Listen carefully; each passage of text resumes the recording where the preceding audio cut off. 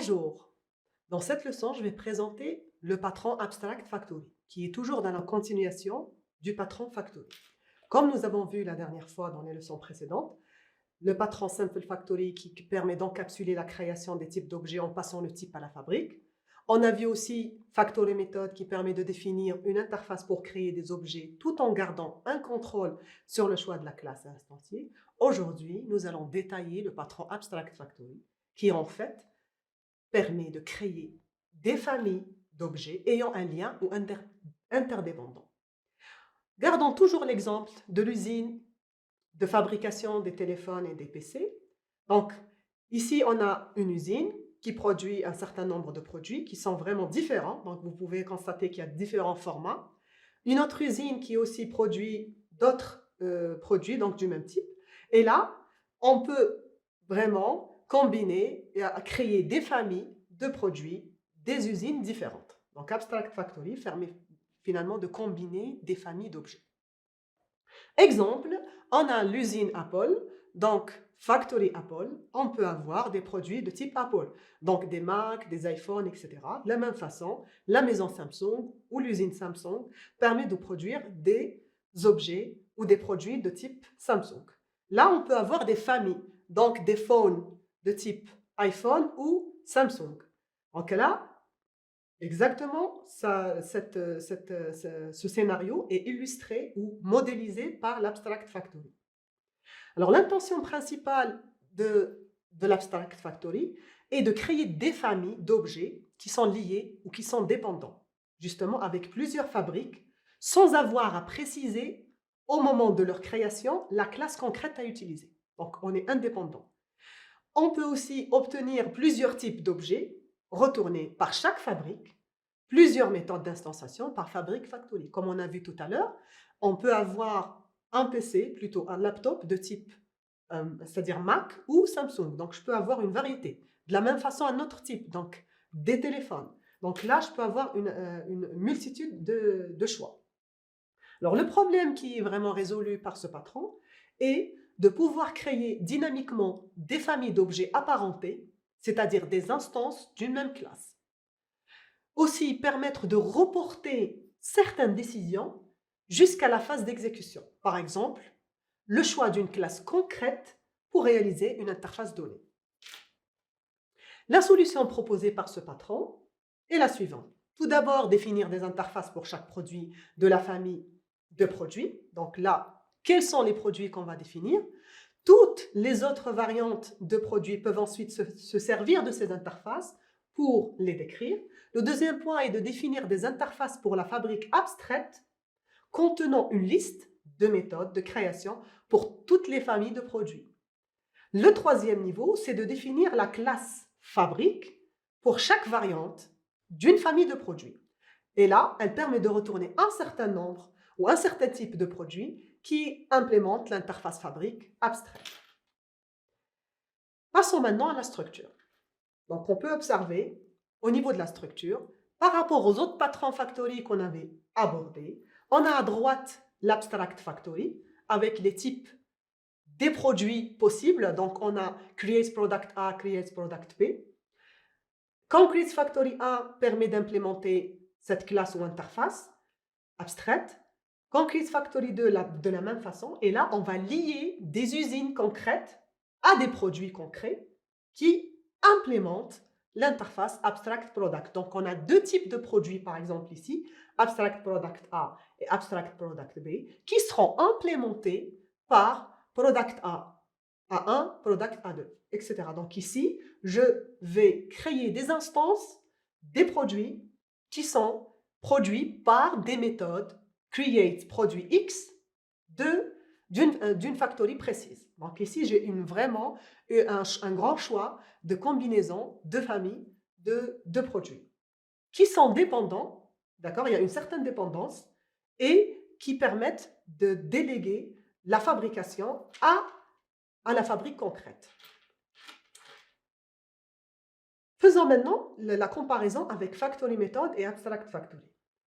Alors, Factory Method, comme on constate, au niveau de la fabrique abstraite, on a une façon de créer. Donc, on a un type de produit, on va l'implémenter avec deux usines différentes.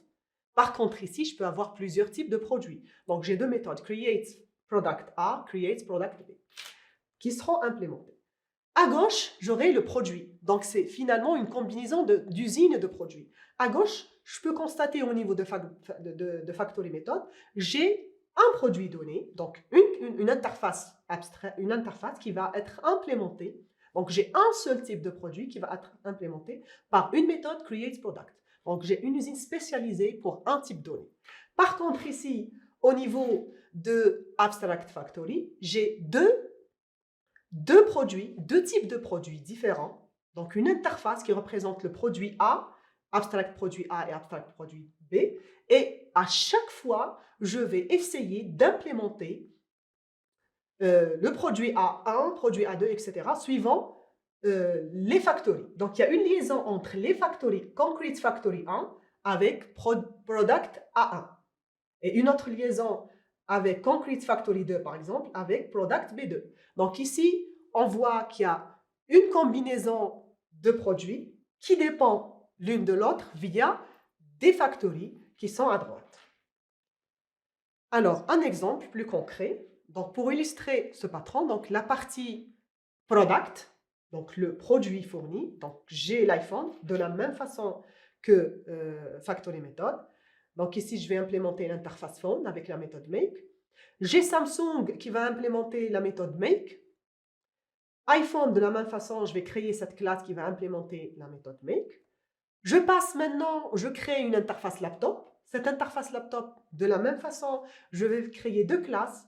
Une classe Samsung Laptop et une classe Mac Laptop.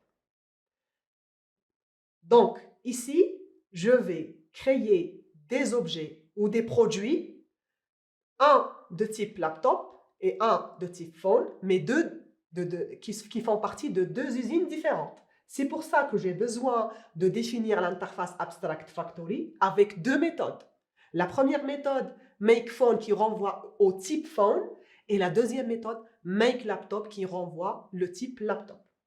Et du coup, ici, je vais avoir pour chaque usine, donc Samsung Factory qui va implémenter Abstract Factory, les deux méthodes implémentées, que ce soit pour créer des phones ou pour créer des laptops Samsung. De la même façon, je vais créer l'usine Apple qui va définir les méthodes makePhone et makeLaptop. Donc là, au niveau du client, donc le client, qu'est-ce qu'il va faire? Il va faire appel à des usines, à des produits qui font partie des usines. Donc, il va créer d'abord son usine Factory, donc l'usine Samsung Factory et l'usine Apple Factory. Et par la suite, il va faire appel à méthode make selon ce qu'il veut. Make phone pour la Samsung Factory, make laptop pour Apple Factory. Donc, il a le choix de choisir le type d'objet, donc soit des phones ou des laptops. Donc ici, vous voyez qu'il y a vraiment une flexibilité au niveau de la création des familles d'objets issus d'une famille d'usines. Donc j'ai ici une usine qui est généralisée. Donc Abstract Factory permet de faire une usine généralisée qui va spécialiser Apple et Samsung par plusieurs types de produits, que ce soit des laptops ou des phones. Par contre, avant, avec Factory Method, j'ai une usine ou deux usines, mais spécialisées dans un seul type de produit. Ici, je peux avoir plusieurs types de produits. Donc, c'est ça l'avantage. Je vais un peu abstraire la notion de création d'objets d'une méthode Factory Method unique pour un produit donné à plusieurs types de produits en ayant plusieurs méthodes de création de plusieurs types d'objets. Voilà. Alors, les usages connus, j'ai particulièrement les applications graphiques, les frameworks et les bibliothèques de classe. Dans JDK, il existe plusieurs exemples du modèle Factory. Donc, on a par exemple la méthode valueOf qui est utilisée dans la classe string et wrapper. Elle renvoie un objet créé par la fabrique équivalent à la valeur du paramètre passé. Donc là, on l'utilise souvent en Java. La méthode aussi new instance qui est utilisée pour créer et renvoyer une nouvelle instance à partir de la méthode d'usine à chaque appel.